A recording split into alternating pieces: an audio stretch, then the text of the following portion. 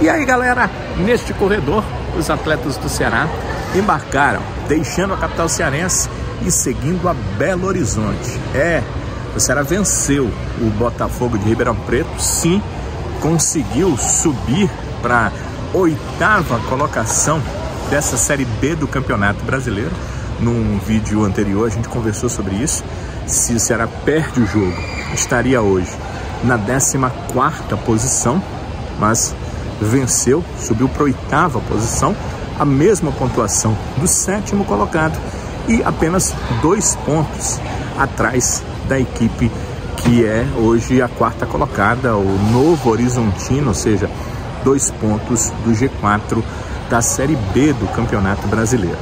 Mesmo assim, o Ceará precisa continuar pontuando, faltam 2 rodadas para terminar o primeiro turno, e o técnico Léo Condé tinha uma meta: terminar esse primeiro turno de Série B com pelo menos 27 pontos. Ele falou que 28 ou 27 era o mínimo de pontos que o treinador do Ceará imaginava fazer com a sua equipe. E sendo assim, ele já fez 25, faltam 2 rodadas, 2 empates lhe dariam os 27 pontos. Só que o Ceará joga uma partida muito difícil agora fora de casa contra o América Mineiro e depois joga em casa uma partida onde vai precisar vencer.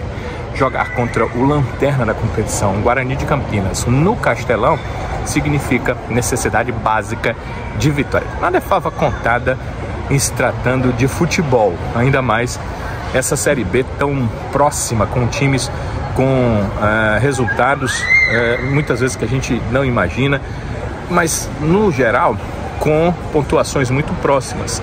Então o Ceará, mais até por isso, vai precisar vencer a equipe do Guarani de Campinas. Mas o jogo agora é em Minas Gerais, é em Belo Horizonte, e o técnico Léo Condé vai ter que mexer na sua equipe.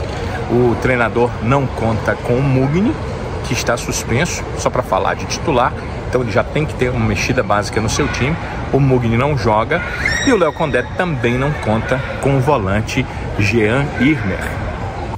Realmente 2 cartões assim que talvez poderia ser evitado, mas no excesso ali de vontade, a mobilização que a gente criou, que o grupo criou para o jogo, né? Eu acho que é melhor a gente frear do que ter que dar um empurrão no jogador. Então ali de um modo geral assim foi talvez no excesso de vontade acabou sofrendo o cartão, na jogada parecida dos dois. Mas de qualquer forma são desfalques importantes, né? Mas eu acredito que dentro do elenco aí, assim como a gente buscou contra o Avaí solução para fazer uma partida consistente, a gente vai estudar bastante o América, ver o que o adversário tem de bom, o que tem de dificuldade, para que a gente possa mandar a campo uma equipe estruturada para conseguir fazer um bom jogo e trazer um bom resultado. E como é que ficaram as coisas em relação a essas mudanças?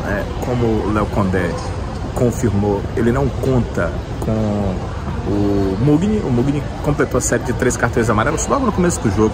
Um carrinho em que talvez ele não precisasse dar, era um carrinho ofensivo, lá perto da linha de fundo, e ele fez tudo bem pertinho da minha posição, ali atrás do gol.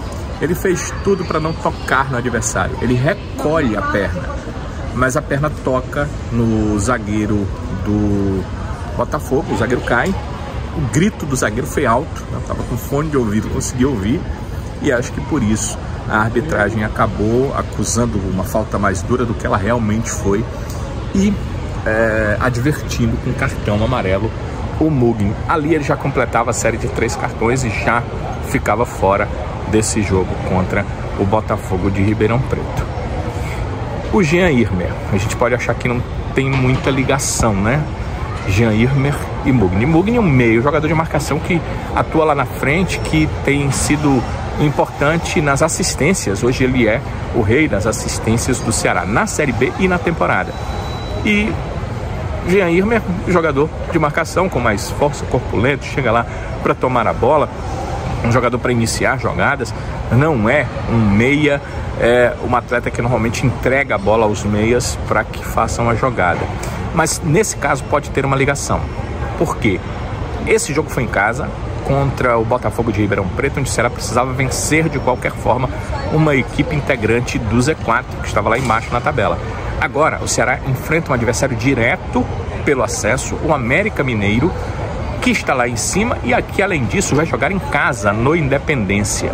Então tem essa diferença e o Léo Condé já disse, e a gente tem conhecimento disso, quando ele trabalhou no Sampaio e quando ele trabalhou no Vitória, que ele é aquele treinador que busca armar o seu time para tirar as jogadas do adversário, principalmente quando atua fora de casa. E também quando tem espaços do adversário para aproveitar esses espaços. Como o América Mineiro é um time que busca ter o controle da bola e buscar o gol quando joga em casa, talvez fosse necessário mais um jogador de marcação.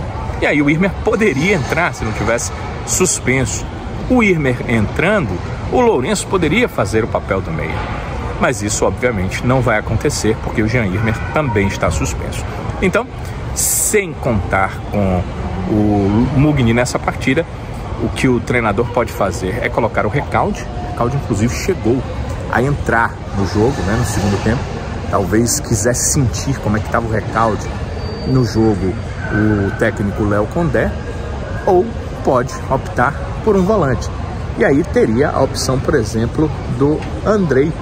O Andrei entrando para se somar ao De Luca e o Lourenço tendo também essa tranquilidade para jogar um pouco mais à frente, que a gente disse que ele poderia ter se fosse o caso da opção do Jean Irmer, que não dá, porque o Jean Irmer está também suspenso, assim como o Lucas Mugni. Então, é uma questão do treinador decidir o que é que ele vai fazer. Só tem um treinamento neste sábado à tarde, na Toca da Raposa 2, centro de treinamentos da equipe do Cruzeiro. Esse é o único treino, e aí fecha-se o preparativo para o jogo. Eu não acredito que no treinamento o Léo Condé vai tirar dúvida, né? Não creio muito nisso. Mas eu acho que no treinamento ele pode colocar, obviamente, essa formação que ele já deve ter em mente, que ele já deve ter se decidido por ela. Ou se ele tiver uma pequena dúvida entre um ou outro jogador, ele pode fazer esse teste, mas isso é muito difícil de acontecer numa pronta. Normalmente o treinador já vai com o seu ponto de vista definido do que é que ele vai fazer. Vamos esperar se ele vai ter mais um jogador de marcação, como eu disse, por jogar fora de casa, ou se vai optar por manter o sistema de jogo e, nesse caso, colocar somente o Recalde no lugar do suspenso Lucas Mugni. Porque, olhando aqui para os outros meias que o treinador tem, a melhor opção, se não fosse o Recalde, seria mesmo deixar o Lourenço jogar mais à frente. Porque quem que levou o técnico Léo Condé? O Léo Rafael, que é um jogador oriundo da base, com pouca minutagem. O Andrei, que aí é o nosso outro ponto de vista, né, que seria um volante para jogar naquela posição. E nada mais, né? Porque o De Luca já está no jogo, o Lourenço a gente acredita, obviamente, que está no jogo, então são poucas as opções. Não acredito em uma opção mais ofensiva. Também não creio muito num sistema com 3 zagueiros. Quando teve que alterar o sistema, botou inclusive 2 laterais ao invés de 3 zagueiros, o técnico Léo Condé. Então deve ser mais ou menos isso, até porque o Léo conhece bem quem é o América Mineiro. O Léo é conhecedor desses times da Série B, embora que ele estivesse na Série A com o Vitória ano passado, com o próprio Vitória, foi campeão dessa Série B, estava de olho também na Série B do Campeonato Brasileiro. Isso demonstrou pelos jogos que o Ceará fez, ele escalando o time para fazer uma boa partida diante do Paysandu, ele escalando o time que também fez uma boa partida diante do Santos, e um time que fez uma boa partida e venceu o Avaí em Santa Catarina. Então o Léo conhece o América Mineiro e sabe que não será tarefa fácil conseguir um bom resultado no Independência. Realmente um jogo muito difícil que a gente vai ter pela frente. O América Mineiro tá muito estruturado, né, nos últimos anos aí, sempre fazendo boas campanhas, tanto em Série A, Série B de Brasileiro, chegando no semifinal de Copa do Brasil. É um clube que realmente vai brigar por vaga, né? Tem um bom treinador, tem boas peças, um time que já tem uma base lá, que já joga junto há uns 3, 4 anos, então é realmente um adversário muito difícil, mas eu acho que se a gente conseguir fazer a partida forte que a gente fez contra o Paysandu e contra o Avaí, a gente pode sim fazer um jogo competitivo e buscar um bom resultado lá em Belo Horizonte. Concordo com o Léo Condé que não vai ser fácil o confronto diante de um dos times que está ali na briga pelo acesso, que é o América Mineiro, mas também tenho certeza que o Ceará, fazendo boas partidas, como ele fez contra o Paysandu, como ele fez contra o Avaí e como ele fez também diante do Botafogo de Ribeirão Preto e até com o Santos, né? Acho que o Ceará não foi mal contra o Santos, pode conseguir um bom resultado diante do América Mineiro. Como é que ficaria o time então? Se o Condé resolver mexer pouco, deixar aquele sistema tático o mesmo e as peças serem mantidas, se ele optar por manutenção das peças dessa partida contra o Botafogo de Ribeirão Preto: Richard no gol, o Rafael Ramos na lateral direita, Matheus Felipe e David Ricardo, os dois zagueiros, e o Matheus Bahia na lateral esquerda. De Luca Lourenço e aí Recalde, se ele for manter mesmo a agressividade de trocar o meia Lucas Mugni por outro meia, seria o Recalde. E na frente, Eric Pulga, Saulo Mineiro e Ailon. Estou escalando a frente diferente porque demonstrou que vai ser diferente mesmo. O Ailon está jogando mais centralizado, o Saulo mais pela ponta e o Eric Pulga do lado esquerdo também. Nesse jogo contra o Botafogo, Ribeirão Preto, inclusive, mais afunilado, às vezes fazendo uma função ali de meia ponta de lança antigo, né? Um atacante pela esquerda, mais pelo centro, puxando para o lado somente na passagem do lateral e dificultando a marcação. Foi uma coisa que impôs o técnico Léo Condé para ele. Então pode ser que essa característica também aconteça no confronto contra o América Mineiro, onde eu tenho certeza que uma coisa vai ser diferente. Os pontas vão ter que voltar para ajudar mais a marcação. O Eric Pulga já ajuda. O Saulo Mineiro, quando joga pelo lado, e foi o caso nessa partida contra o Botafogo de Ribeirão Preto, também ajuda.